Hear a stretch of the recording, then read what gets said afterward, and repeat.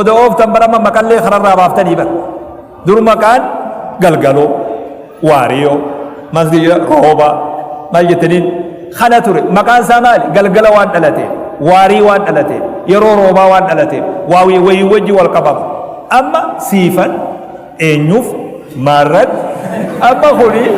amma kun maqaa oromooti yoo kun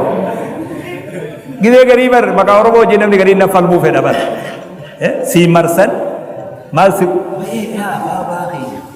si malee sii tole miskiina waraabeysi akki jejan namni narra foon fedhu jiru anuu hoolaa huphataan fedhi isin waa narrallee sabboonumallee hin qabdan laakiin dogoggortan ta'u maqaan oromoo akkattiimi kam hoggaafamu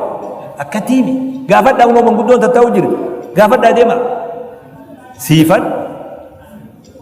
olyaad gayyaad miskiina